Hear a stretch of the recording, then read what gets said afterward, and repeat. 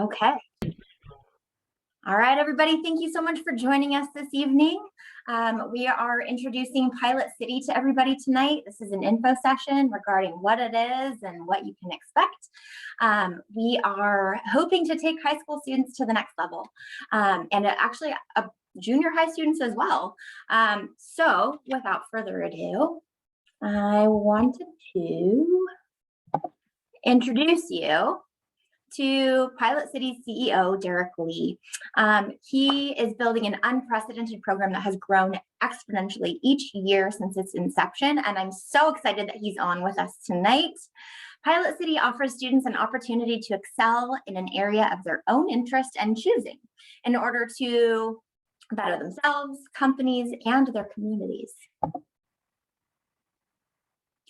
Some of this, this just kind of shows you what Pilot City's program activities have looked like from 2020 to 2021. Everything from choosing a program. If you look along the bottom where the white wording is, it says choosing a program, you build a project, you finished your project, and then you interview and you await an offer, and then you go through workshops, and then you have your first day of your internship and project mentorship, and then the last day of your internship. Hopefully, if it all pans out well. I just kind of wanted to show you that just so that you can kind of see the progression and how this program has kind of unfolded.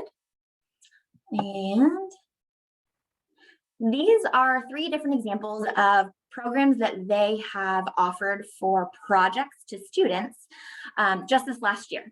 So these are actual companies that have signed on and said, yes, I would love to partner with Pilot City.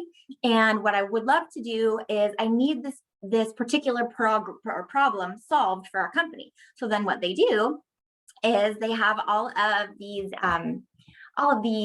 different projects available for anybody to just pick from on their website. And you'll see as you're going through the Pilot City website, it's super user-friendly, but you can go see and actually choose according to what your own interests are and where your own interests lie. So let's say purely drinks is where you're like, nah, not really my thing, but Pilot City Localization Incubator could totally be your jam. And there's so many different options on there. Without further ado, I'd like to introduce Derick Lee, Pilot City's CEO. Thank you so much. This is the best intro ever. Yeah. And also the music. I felt like I was in 20s and 30s for a bit. I don't know my music, so Tim can tell you more about that. But happy to be here. Thank you, parents, families, students who are watching, whoever's watching this, whether it's here in the audience, but also who are watching the recording. Super excited to be sharing our program to yourself and as a student, and to the parents and the families and to the schools and teachers who are watching us perhaps. We've had definitely quite a journey in building Pilot City, and we believe that we're on a good mission to advance our communities and our cities and our families, frankly, in those neighborhoods. We're excited about sharing the details of that today. Who I have alongside me are alumni from our program, but not just alumni. They're actually alumni, but also team members. And what's a bit unique about our approach is I tell people that we essentially took the scenic route in building our company. And also walking the talk, I guess.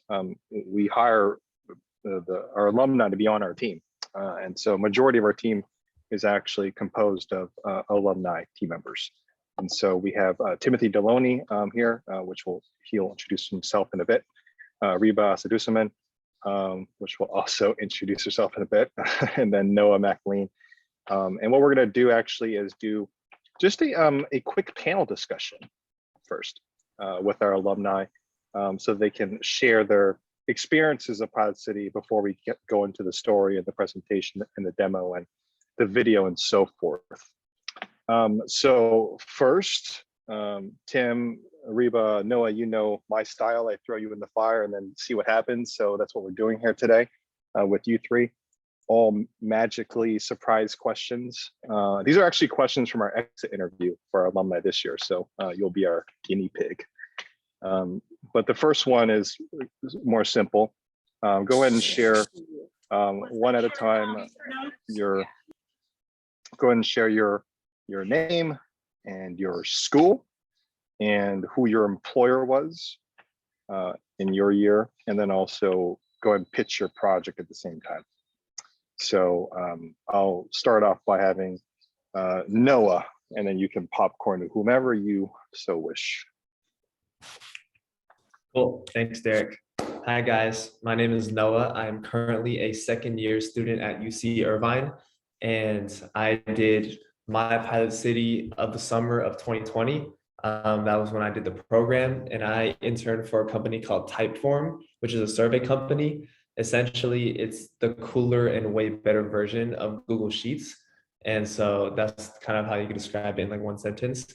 And the project I did for them was super cool. We basically worked with local small businesses in our community and helped them through the pandemic, because that was kind of like during the thick of it. And so I got to talk with local business owners and founders and kind of like share their story with the community around them. And so I got to use my editing skills, which I'm super into, like video making and just kind of making videos and doing edits. And so I got to record them and film an interview with them virtually, obviously, and got to kind of hear their story and make a video about their company and try to just share their story to promote shopping locally versus, online shopping, to try to get them through the pandemic. So that was the program and internship that I did a couple of years ago. I'll pass it to Ariba. Nice. Hey everyone, my name is Zariba and I am currently a junior at American High School, and I did my internship the summer of 2020 like Noah, and I interned for a company called Kaiser Permanente and Seed, kind of like a fusion, but then that's the year when the pandemic hit. So we took kind of like a pivot, and they were obviously no longer like available to work with us. But my project was basically creating like a blue light sensor that basically collects artificial blue light data from like laptops and screens and TVs. And basically the goal is to like kind of target the source of like eye strain and all of that. And it's really good for like parents to buy for their kids or for like family uses, and also for like office purposes, for especially because a lot of people are like remote working currently. Wow, still currently. I said that in my presentation like 2 years ago and it still applies. But yeah, so basically the data went onto an app, and like if your levels like passed a certain threshold, it would basically give you like tips on like, or like suggestions on how to like change your lifestyle with small things like buying blue light glasses, or possibly like, I don't know, like using night mode, and like, or maybe going outside more, and things that are very doable to make small changes to lower those numbers. But yeah, that was my pitch. And I will pass it over to Tim. All right, what's up? As I said, my name is Timothy Deloney. I'm a junior at Antioch High School, and I was in the 2020 internship program as well. And I interned for MCE, or Marine Clean Energy. But my project was a digital interactive toolkit that would teach high school students about CCAs, or community choice aggregation, in California, and also teach them about renewable energy and why CCAs would be the way of the future, and going into a more sustainable way of life, and going into making more cities into smart cities to take energy from the local area and distributing it through already existing power lines. So we did interviews with the CEO of MCE and also some of their employees. And then we create a digital toolkit to help students understand what it is. All right. So hopefully that gives you a bit of a glimpse of the projects that our students work on before they win internships, and then they carry it over into the internships and further work on it. So that's their projects that they worked on. So first real question is, around purpose. One thing that we pride ourselves on is, well, there's this really interesting question that I think a lot of people ask traditionally is, what do you want to be when you grow up, right? That's really an anxietal question, right? Really, I think the question that we've been kind of leaning more towards is, what kind of problems do you want to solve in your life, right? And I think that that's an interesting question to ask for students who've gone through internships. Like, what problems do you like solving? And what do you like doing because you've experienced an internship? And what did you find out that you don't like doing is equally important. So the question for you three is, in your internship, what did you discover that you do like doing definitively? And what things did you discover that you did not like doing definitively to help discover more of your purpose and the problems you want to solve? I'm going to kick it off with Ariba first. Okay, so things I learned I loved and liked. Designing, both like on paper and like designing like a website, just like not landscape, like from like physical appearance of it. I found that so fun. Like it was time consuming, but like from the projects we did, like with web design, it was honestly very satisfying to see the turnout and to like know the ins and outs of and like creating all of the like connections between where things take you on a website. That I really enjoyed, like kind of the satisfaction of it. I also learned that I really liked circuit boards. I mean, I liked circuit boards like before, but because of the blue light specifically, like making the little circuit boards Arduino. I have like 3 Arduino kits at my house now that I like try to do like with my sister. Yeah, I like that. I also learned that I didn't really like spreadsheets. I'm not that like good with fancy spreadsheets. Some people are very good at making detailed spreadsheets with all the fancy functions, but they are nice to look at.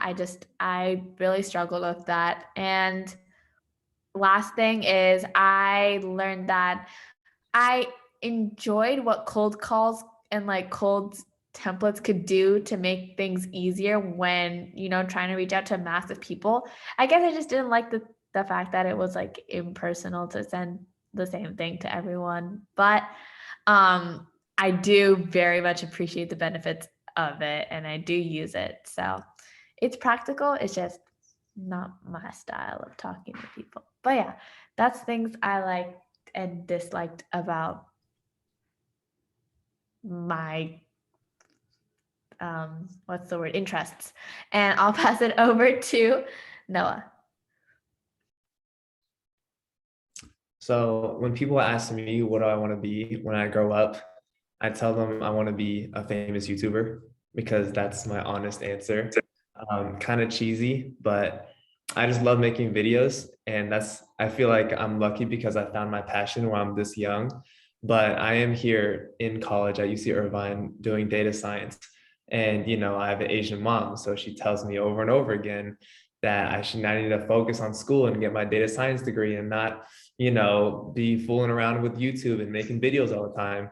And so I think this internship was special to me because I really got to use my video editing skills aside from just having fun and messing around on YouTube, but actually work on it, applying those skills to like a real world application and almost, making a real world difference. That was special to me. And really the first time I got to make videos for something like that, other than my stupid YouTube channels, So that's why this internship was special to me. And that's what it kind of solidified my passion, because I was kind of iffy about like continuing making videos and continuing doing my channel. But because it's internship, it really kind of ignited that fire of like, yeah, this is my stuff, like I actually love doing this.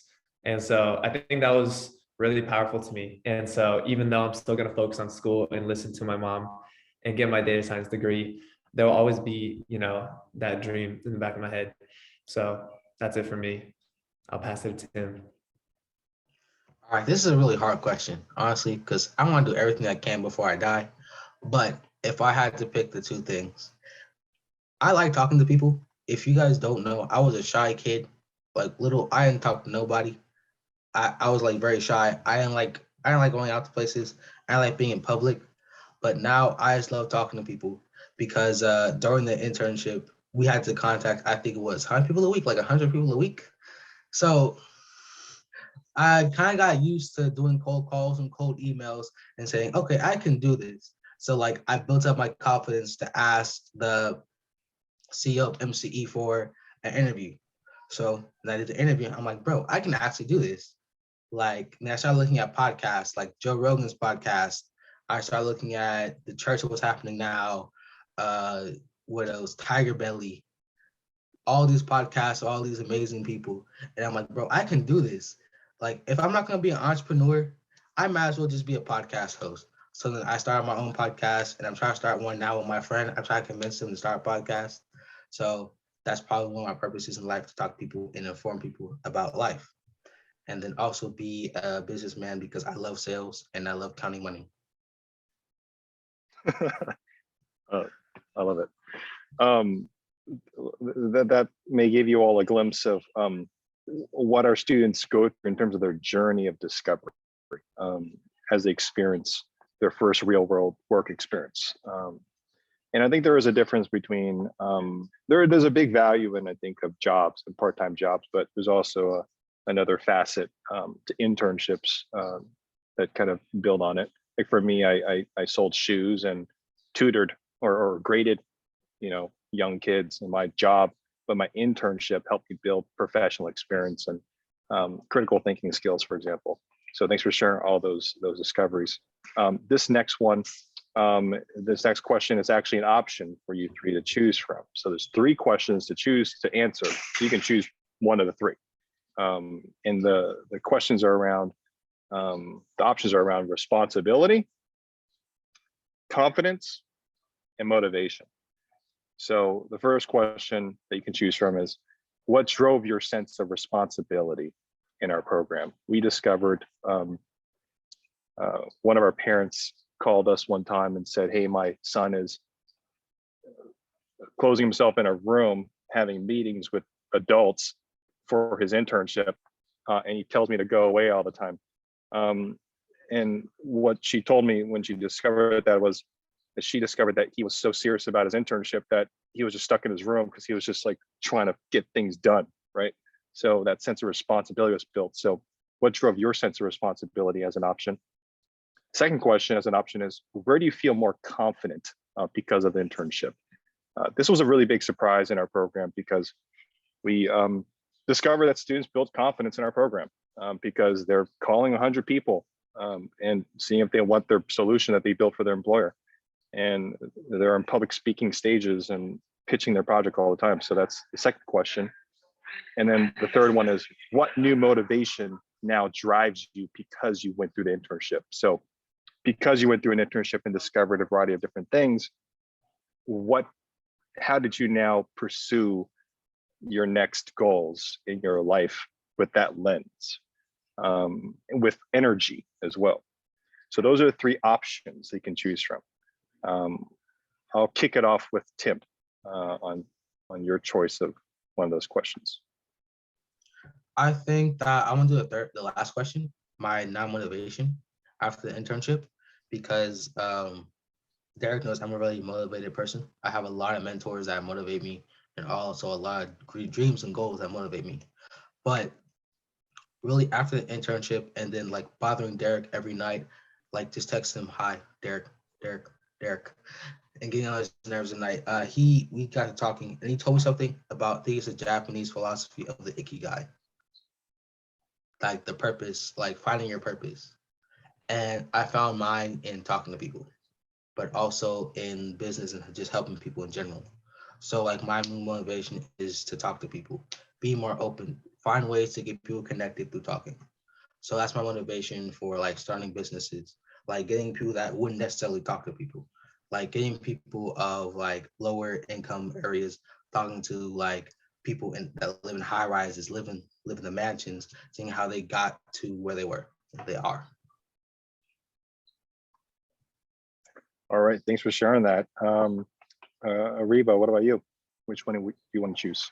I'm gonna go for the first question, the one about where did we first learn responsibility in the program. I think going back to the trend of talking about cold calls, I think I like when I was when I first started the project, like I don't know, I almost like treated it like almost any other school project, you know, it didn't really like hit me that it was going to be something that actually could involve like a bigger audience and like a bigger impact. And so in the beginning, I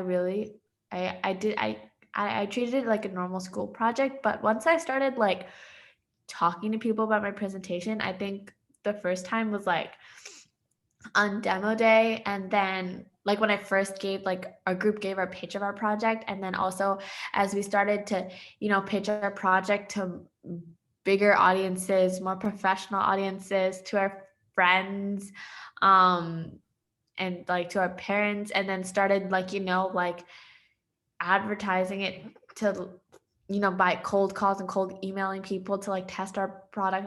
I kind of like gained this like responsibility just to put myself like to put on a more professional attitude about my project, because I was like, it kind of hit me like, oh, this is legit. Like I'm doing this and I'm talking to real people and I have like a LinkedIn, and like people are actually noticing what I'm doing. And I think it allowed me to actually like take some time and work on like my speaking skills, which I'm a very known rambler.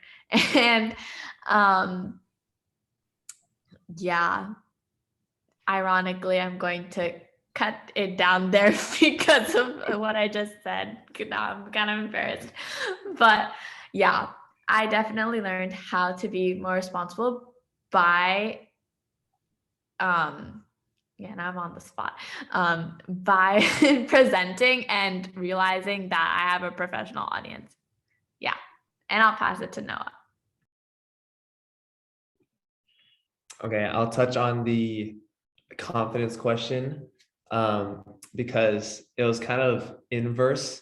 Like I started with a lot of confidence in my videos when I when I first started the internship, but then shout out Paul for being real with me and giving me actual feedback and that looking me straight in the face. Well, not in the face because it was virtual, but he's like, your videos suck, Noah. I was like, damn, I was kind of heartbroken because like I love my videos. It's like my baby, I put all this work into it. And so it kind of inversely got my confidence down in a good way, because then I could actually work on my video, because I don't think anyone ever really told me straight to my face like that, your videos sucked. Like no one, like, people are just too nice to do that. But shout out Paul for doing that. He's a great guy. This is not meant to scare you about this program. Everyone's nice and cool. Like Paul's awesome. But it really got me like, thinking like I can actually improve my video a lot more when I settle for, this first or second draft. And I think it's good because I made it.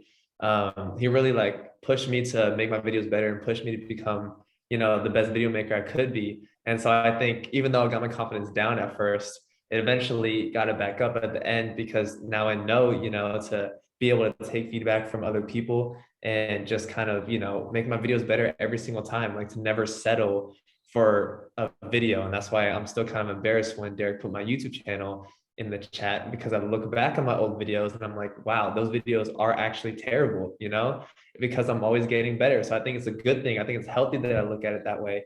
And so in a sense, my confidence went up even though it went down at first. And it was a cool experience to work with Paul and something like that.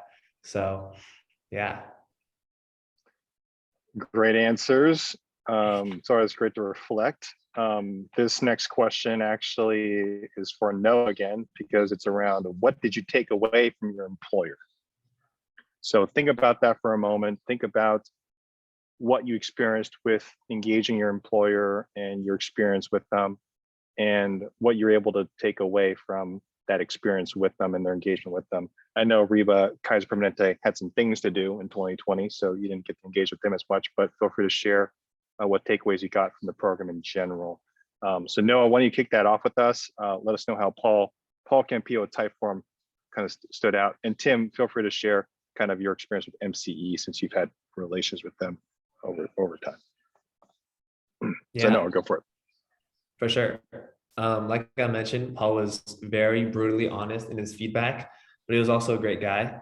And I think it's also just really cool working with real employers. Just kind of want to put that out there. Like, we're literally kids, and these guys are like working with us on real projects and taking us seriously, and not, doing a normal internship where you just make coffee, and make photocopies or whatever. So I think it's cool in general just to kind of work with someone of that level. And, not only Paul, but, also working with people like Derick or, Aaron or whoever. Like, there's so many people in this program where, they're all just rooting for you. They're all supporting you. You can literally, just hit up anybody in our program, any employer, any of the team, and they'll be there to kind of talk with you about your project, give you feedback and everything. And I thought that was super cool.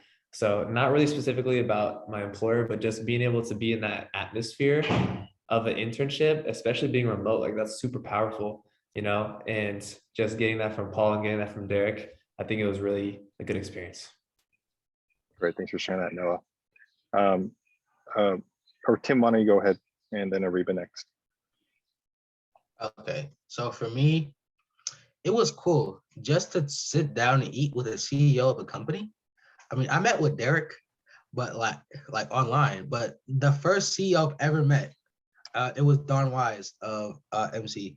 Just to sit down with her and do an interview with her and her interns made me feel like, okay, I'm doing big things. I feel confident in myself that I have the capacity and the motivation to go up to a person like that and say, "Hi, can I do something with you?" Also, like seeing their other interns and working with their team, even after our internship, after it ended, they still wanted to work with me and my team to finish the toolkit and get it out there. So that's what we did. Every month we met with them. We got weekly, monthly tasks, and we completed them. And they checked on it, and then they said, "Okay, it's good. It's tremendous." So we put it out there. Now our toolkit's out there on the internet. I send you guys a link if you want. And also, like, just being in a setting where it's very professional, not just like a school presentation where like you can kind of joke around. Where like when I'm in there, I feel like I can joke a little bit, but also I have to be more professional than I usually would be at school. Thank you for sharing that. And Ariba, I don't know if you're still there, or if you're I'm here. Okay, go for it. And take us home for this panel. Hi. Yeah. So, oh my gosh, my laptop's at 1%. My 30-second pitch. So my main takeaway from Pilot City is the community I got from it, because since it was during the pandemic, I didn't really socialize a lot sitting at home, like especially over the summer, because I didn't have any more of like Zoom classes and any of that. And so I think Pilot City was a great opportunity for me to like meet people that actually, like shared the same interests, like in terms of like, what like professional interests and like hobbies and stuff. But like still, it was really cool to see how everyone like got together in this like super tight-knit community. And yeah, I guess you could say I'm the community gal. I still like really encourage that same environment in like this year's last internship, with it being like fully remote. So yeah, I definitely think the people I met, including all of you guys, was the best part about Pilot City, because I'm still talking to all of you guys regularly. So yeah. Thank you. All under 1%. So thanks all for sharing that. I'm going to now kind of go into our actual details of our program. I'm sure you all, as parents and families and students, listening to all this gives you some dots to all connect as it relates to outcomes that occur in our program. So now I'm going to go a bit more in depth. I think Ariba is going to go to her to a shindig at school, so she'll be chopping off soon. But Tim and Noah may be around for some Q&As towards the end. So to give everyone a high-level overview of how Pilot City started, it started because I came back home from college actually and discovered that my hometown was transforming itself into a city of innovation. The city installed a fiber optic broadband loop, hired a chief innovation officer, the mayor, the council wanted to do something big in this small little city. What I heard a lot about in that economic development kind of planning was a lot about attraction of startups and a lot about attraction of talent into the city to build the city to become innovative. But that was a bit of a red flag for me because I realized that we as people from the community weren't being considered to be the ones that help build the future of the city. So I said, hey, how do we build our communities from within the community rather than importing people in? And we realized that San Leandro didn't really have a university or college or community college to propel the talent engine in the city. And so we realized that the highest level of talent in our community was our K-12 system, and specifically our high school. And so we stepped in there, and San Leandro High, where I went, and we discovered that career pathway systems is a great way to propel our young people towards their futures, to build an engine for innovation. And that work-based learning, which is a type of learning within schools, is a great way to do that. And specifically, internship programs are a great way to excel young people to their next purpose-driven paths. And so we started iterating, and we discovered that employers don't actually see high school students as talent, and predominantly because they predominantly take college students, frankly, and that they're experienced with the majors and courses that they take. And so a lot of them hesitate joining programs that involve high school students as interns. And so we said, hey, how do we have students deliver value to the actual employer before they even step into the door into the internship?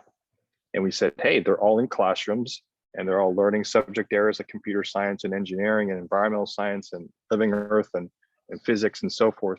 Let's have them build projects for employers based on the problems they have, and then let them build these solutions to then pitch to the employer to then have them hire them, to then take them on as interns, and then they can further work on that same project.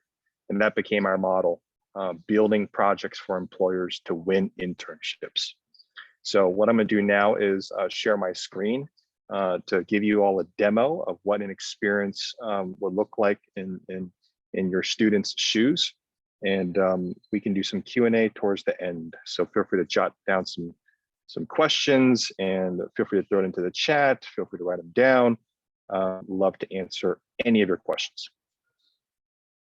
So how does a student get started with our program?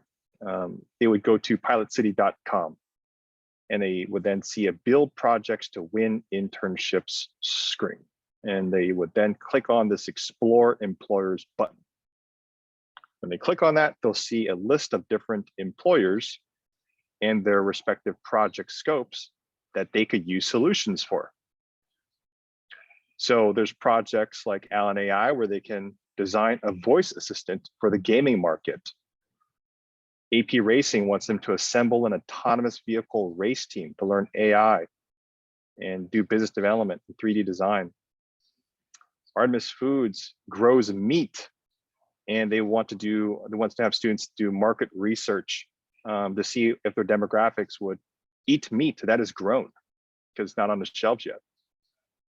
They can help local mom and pop shops digitize their marketing strategies with Bexy.com. City governments are in our program, like City of Antioch, where they want students to do civic engagement for sustainability and housing programs using tools like videoask.com. Another city government wants them to design bike lanes for particular corridors in that city. Students can work on climate action plans. They can help those who are nonverbal to communicate like them through collecting their slang. Maybe your student has interest in designing apparel and streetwear. They can design and manufacture and sell their own clothes. Nonprofits, elected officials. Students can get into healthcare by 3D printing and laser cutting legacy making projects for students who are dying in a pediatric palliative care center. Kaiser Permanente wants students to create videos to convince people to take the COVID vaccine. Lawrence Berkeley Labs wants students to automate their business workflows. Stopping litter, a mayor, podcasting, more nonprofits in app development and marketing projects, doing viral videos, animation projects, hardware projects. There's a good list of employers that students can choose from, and we're only going to increase the amount of them as we go. And so say a student wants to choose Artemis Foods. They want to help a biotech startup interview and evaluate, understand attitudes towards cell-based meats. They would click on the button on the bottom right of that screen, which is the Start Program button. And when they click that, they'll then see a Start Program screen where they'll mark off a few things about winning unpaid or paid work experiences, confirming their birth date, their mobile number, and then this program checkout button pops up below. When they click on that, this is how a student checks out the program. And what's required is buying a token. It's almost like a ticket to the roller coaster ride. And they would use that token, buy one token, use a code that is provided to them by their teacher or their school, or get sponsored. So say they use one token, they would then immediately go into the program. So what just happened? Students explored employers, they chose one, they used a token to get in, and now they're in the program. So what is our program? Our program is a series of these unlockable activities and deliverables that students complete to then auto-apply, interview, and win offers for internships. And so the first activity is reading what the project's scope is that the employers have scoped out for them. So this is all employer-generated content, the one-liner, questions and answers that they answered, such as what's the urgency of this problem that the students are solving for, what are the opportunities, what are the known challenges, and why are they requesting projects from students? So this is all spelled out in this scope activity that they read as students. And then when they're done with that, it goes to the next activity. The next activity is the community activity, where they join our online student community, which is on Discord. And they can then access me, they can access Tim and Ariba and Noah and other alumni in our program and other students in the program as well. So they can get support. They do have the ability to assemble a team to work on the project together, other classmates, friends, peers, and so forth. And they can join other people's team, or they can create their own team and then invite other people to be on their team. And when they're on their own team, they can then manage that team as well. In this case, this team is called Costco Hot Dogs. Next activity is train, which is videos that the employers have created for the student, so they can actually watch these to learn more about the specifications of the project itself. So in this case, this is Joshua March, CEO of Artemis Foods, talking about how to approach this project. Another employee talks about how to anticipate the challenges and barriers and obstacles that's going to occur during the project. And in this case, I think it's Kasha, the CTO, talking about how to prioritize what to focus on the project. So this is all employer-generated content that students will watch to learn more about what the employers want from them as students. They also have provided links and articles that the students can click on, and then they would then mark that they completed researching those items to learn more about the examples and content and resources that the employers want them to research to have a better and well-rounded understanding of what to build for the employer. We train students to tinker around and apply their skills and then log their minutes that they're spending on the project. So this is a way to accumulate almost like a timesheet. It's almost like a clock-in system. And this allows the employer to know how much time they spent on the project, but also gives the student an opportunity to document the time they spent. Students finally now start to ideate what their project is. They answer 4 questions. What's the problem or opportunity that they're solving for? What's the solution or the product? What's the innovation or unique value? Who's the user? Who's the customer of the solution? And they can save these as drafts and then make it into a final draft when they're ready. They write a pitch to effectively communicate their idea. What's their 1-sentence pitch in 144 characters or less? What's their elevator pitch if they're to walk into the elevator with their user or tester, their customer, or their mom, or their friend? They save those as drafts and make that into a final draft. They have access to a forum where they can ask questions to other students who are in the same program as them, and they can help each other by answering each other's questions and upvoting each other and downvoting each other, and all the best questions and answers will bubble up to the top. So it's almost like an FAQ for all the students to benefit from. They then log their process and their progress and their milestones as they build the project. So this is where they take a screenshot of what they've created. They'll share whether they designed my first prototype. They would then log it, and then it would log as a series of milestones that the students accumulate on their project. So it's almost like a project journal or a project diary for their project to show their process and the progress and their milestones. And lastly, in terms of the deliverable, is they also make a video of them demonstrating what they've created for their project. They can hop onto a Zoom, record it just like this, upload it on YouTube, and put the YouTube link in here. And this is them demonstrating and presenting their final project. So that's it. That's what they build for their project. But then that project can win them an internship, right? So what they would enter here is an auto apply activity where they would then just review what they've done already and then click on an auto apply button that would appear below here. And then they'll say you've automatically applied. Next step is to wait an interview offer. Why is it an auto apply? It's because when students hear apply, they don't apply.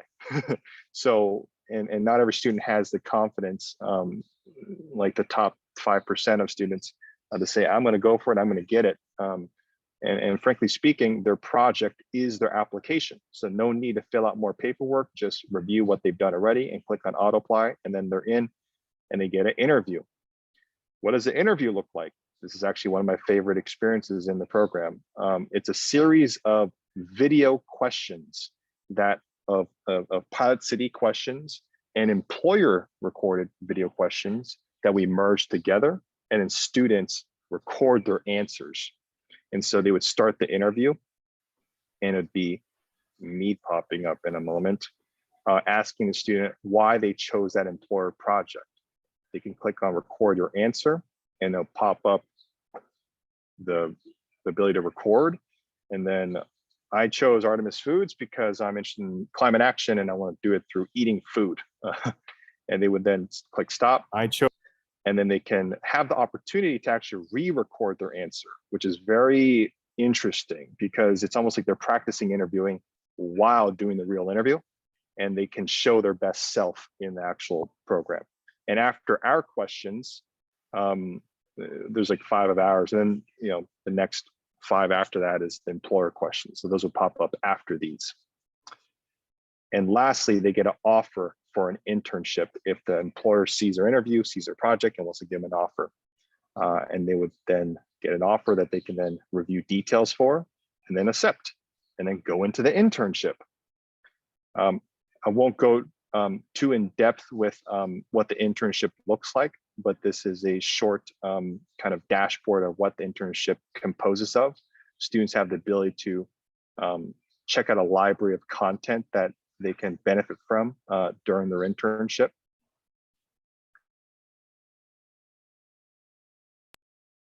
Provides to the actual to the student. Sorry, I think my internet's a bit unstable right now, but they would have a directory of contact information of their employer. They have the ability to co-work with their team members on Discord. They have the ability to check their calendars to see the meetings with their employers that they have every week. They have the ability to clock in and clock out on their project in the internship to accumulate the hours that they spend on the project. And then in the middle here are deliverables that students complete, the interns complete for their internship itself. And they also have the ability to see the objective that the employer have set as well. So essentially what you just saw, which that is it, by the way, is A to Z system that allows for employers to set up a program and then for students to build projects for these employers based on their needs, and then win internships, then go into the internship to then further work on the same projects, which expands the capacity of the employer, helps build confidence for the student because they built a project that they know how to do, and then they win one, and then they go in an internship. And we found that this model has been useful. So I'm gonna play a 2-minute video, and then what we can do is go into answering all your questions that I know that you all have about our program. So enjoy, and let me know if you can't hear it for some reason.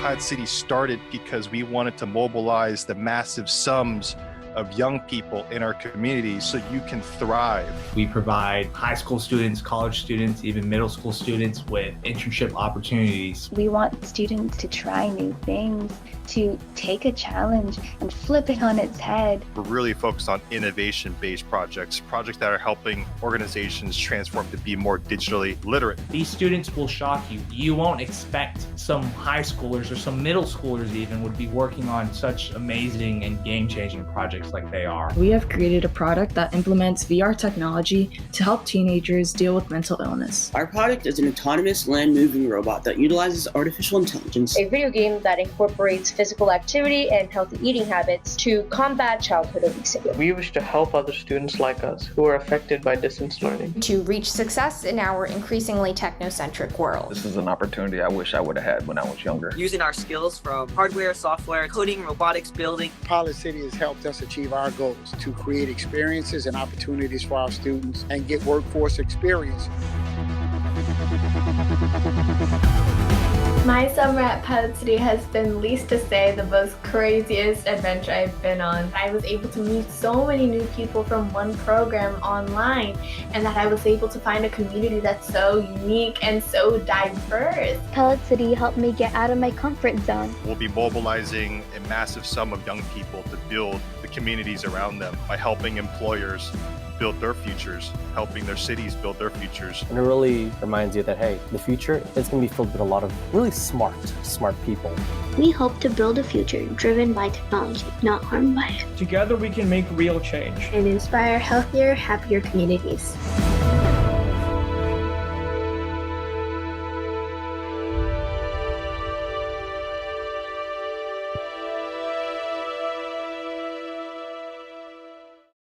All right, that is our show for you all tonight. And I do want to share with everybody that our program, our 220 interns this year represented about 60 schools and 40 different cities. Our acceptance rate that I'm super proud of was 77%. So students, all the students who got to the interview stage, who got offers, 77% of them got offers. Last year was 42% actually, and the year before that was 32%, and 25 before that. So our acceptance rate's actually been going up lately because I think the model filters correctly, essentially. So just wanted to add that tidbit. Love to now answer your questions and go into any particular detail that you feel like you could clarify. Love to also get your acknowledgements if you feel like this program is good for you. Feel free to also share with Reese. But I'll pass it over back to Reese actually, and maybe Reese, you can facilitate any particular yeah, absolutely. The next bit. First of all, I just want to say that you guys came packing tonight. I'm so excited about everything that you guys have to offer. And I can totally see that this is a passion of yours. And that this is something that can benefit everybody. And I'm so excited to be able to present this to Sequoia Grove. And I hope that the community is as excited about it as I am moving forward, and that we can just explode this program in this community. And with that, I don't want to take any more of your time. So I just want to turn it over to you guys to ask questions of Derick. If you would like to, if you want to pop your questions into the chat, you totally can. If you want to unmute, you can do that as well. Totally up to you. Yeah, and feel free to just unmute or raise your hand or type it in, whatever works.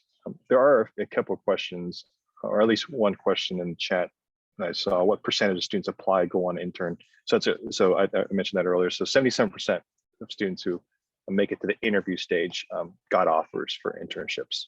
So answer for that one, Anna.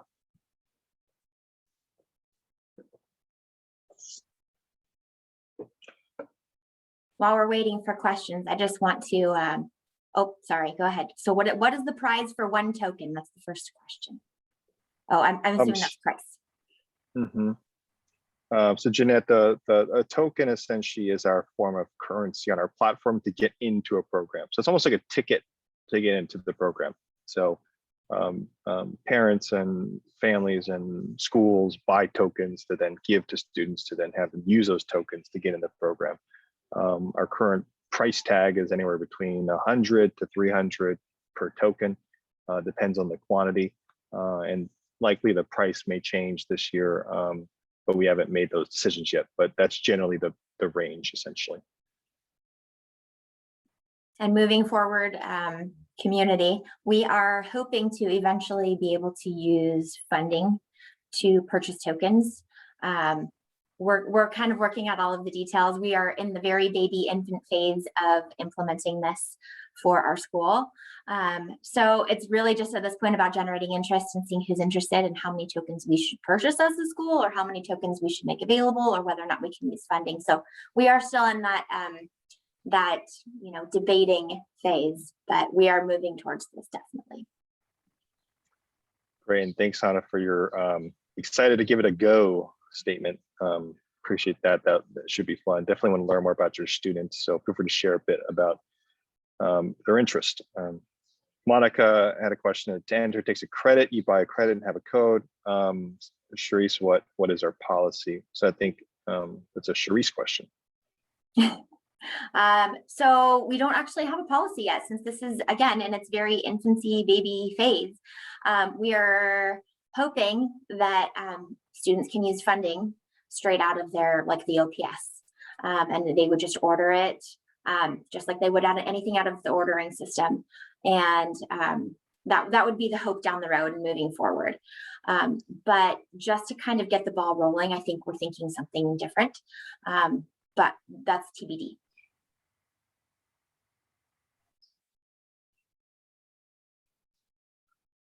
Cool. What else do I feel like you all could use as info? Anyone have any questions? Want to unmute themselves and share what they... While we're waiting for comments, I just wanted to compliment you boys, Noah and Tim. You guys are awesome.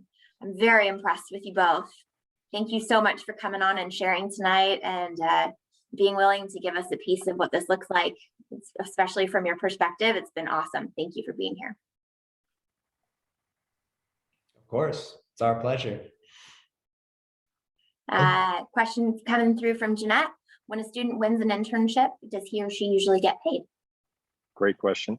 So I don't know what the percentage is of our current employers and their projects and whether they're paid or unpaid, but there are both unpaid and paid internships. And so just note that. And they're usually stipends if they are paid. So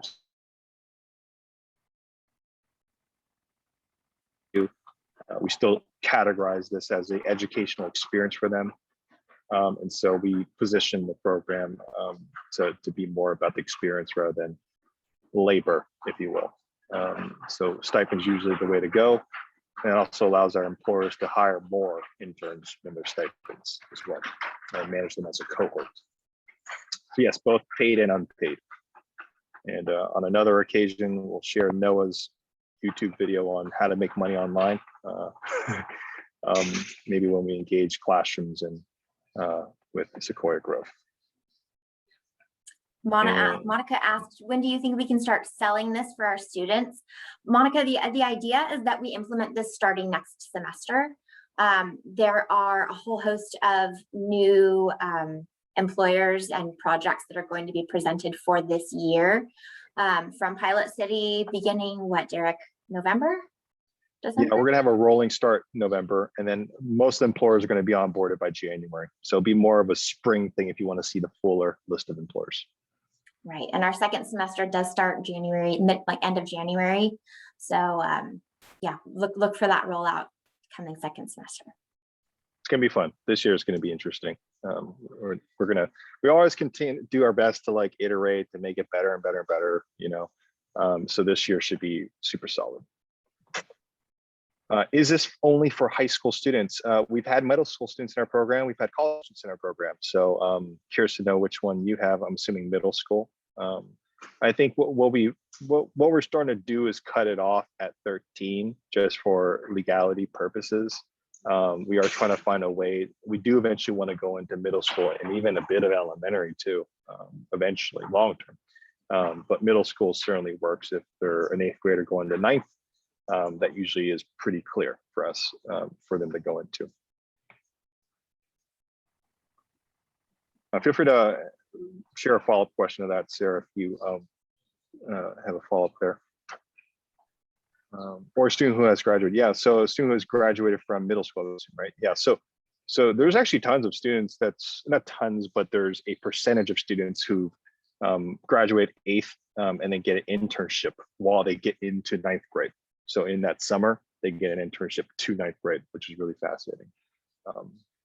So yes. Oh, graduate from high school. Yeah.